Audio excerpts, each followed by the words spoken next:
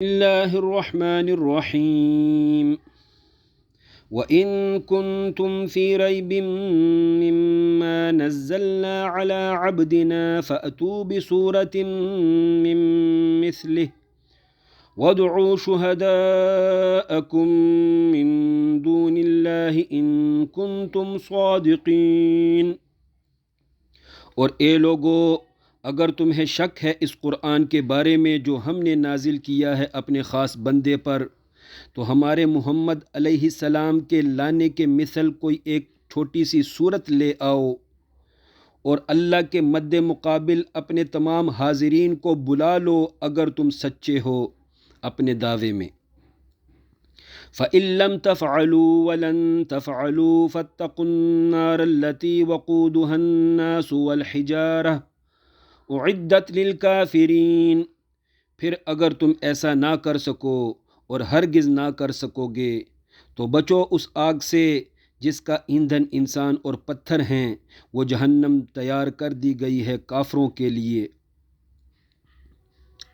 آیت نمبر 23 اور 24 میں حضرت محمد صلی اللہ علیہ وسلم کی سچی رسالت کو واضح کیا گیا ہے، کیونکہ کافروں کا دعویٰ تھا کہ حضرت محمد قرآن اپنی طرف سے بنا کے لاتے ہیں، ان پر کوئی وحی نہیں آتی، اس لیے کہ خدا جیسے بڑی ذات چھوٹی چھوٹی چیزوں کی مثالیں نہیں دے سکتا، یعنی مچھر، مکھی اور مکڑی کی مثالیں خدا نہیں دے سکتا۔ جب اس طرح کی گستاخانہ باتیں حضرت محمد علیہ السلام کی سچی رسالت کے بارے میں کہی گئی، تب اللہ پاک نے کافروں کو منہ توڑ چیلنج کیا کہ اگر محمد علیہ السلام کا لایا ہوا کلام خدائی کلام نہیں ہے تو پھر ایک فرد نہیں، تم تمام فصحاء بلغاء مل کر ایک قرآن جیسی کوئی چھوٹی سی صورت بنا کے دکھا دو۔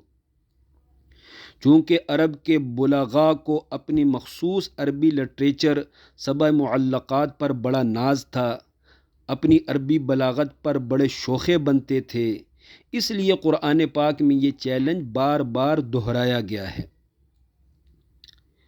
یاد رکھیں، یہاں یہ چیلنج یا ایھا الناس کے خطاب کے ذریعے پوری دنیا کو دیا گیا تھا، اور آج بھی یہ چیلنج باقی ہے، لیکن کافر آج تک اس کا جواب نہیں دے سکے اور نہ ہی قیامت تک دے سکیں گے، کیونکہ انسان مصنوعی چیز تو بنا سکتا ہے لیکن قدرتی چیز نہیں بنا سکتا۔ مثلا انسان بجلی والا بلب تو بنا سکتا ہے لیکن جگنو نہیں بنا سکتا۔ خدائی چیز بنانا، قدرتی چیز بنانا انسان کے بس میں ہے ہی نہیں۔ جب کافروں کو یہ منہ توڑ چیلنج دیا گیا تو انہوں نے بار بار کوشش کی، لیکن ہر دفعہ منہ کی کھائی۔ ایک دفعہ فصیح و بلیغ ادیبوں نے مل کر ایک صورت بنائی، الفیل مالفیل وما ادراک مالفیل لہ ذنب قصیر وخرطوم طویل۔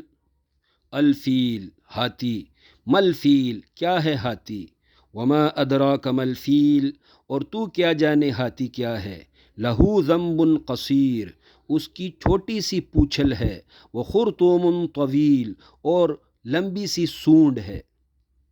جب یہ کلام انہوں نے بنایا تو بولے ہم نے سورہ القارعہ کے مثل صورت بنا لی ہے۔ پھر اس کلام کو چیک کرانے کے لیے اپنے علاقے کے سب سے بڑے بلیغ سربراہ کے پاس لے گئے تاکہ شاباش ملے، لیکن اس سربراہ نے الٹا ڈانٹ پلا دی اور سمجھایا کہ یہ کیا فضول کلام بنا کر میرے پاس لے آئے ہو، اس پورے کلام میں نہ تو کوئی نئی بات ہے اور نہ ہی کوئی اخلاقی سبق ہے، کیونکہ لفظ الفیل سنتے ہی ہاتھی کا پورا جثہ، سونڈ اور پونچھل سمیت لوگوں کے ذہن میں آ جاتا ہے، اس لیے تمہارا یہ پورا کلام ہی فضول ہے۔ جبکہ سورۃ القارعہ کی بلاغت بے مثل ہے۔ القارعہ مالقارعہ وما ادراک ما القارعہ یوم یکون الناس کالفراش المبثوث۔ القارعہ ہلا دینے والی، مل قارعہ کیا ہے ہلا دینے والی، وما ادراک ما القارعہ اور تو کیا جانے ہلا دینے والی کیا چیز ہے۔ یوم یکون الناس لوگوں کو ہلا دینے والی وہ چیز قیامت کا دن ہے۔ وہ بلیغ سربراہ بولا سورہ القاریہ کی ابتدائی 3 آیات میں کوئی پتہ نہیں چل رہا کہ القارعہ ہلا دینے والی چیز کیا ہے، یعنی جب تک متکلم نے ہلا دینے والی چیز کو چھپایا تو کوئی معلوم نہیں کر پایا کہ وہ ہلا دینے والی چیز کیا ہے۔ ہاں جب خود متکلم نے واضح کیا تب جا کے لوگوں کو معلوم ہوا کہ وہ ہلا دینے والی چیز قیامت کا دن ہے۔ سربراہ بولا مزید بلاغت یہ ہے کہ اسی صورت کی اگلی آیات میں اخلاقی پیغام بھی ہے۔ عزیز ساتھیو، اللہ پاک ہمیں اچھی نیتوں کے ساتھ اس آڈیو کو آگے شیئر کرنے کی توفیق عطا فرمائے۔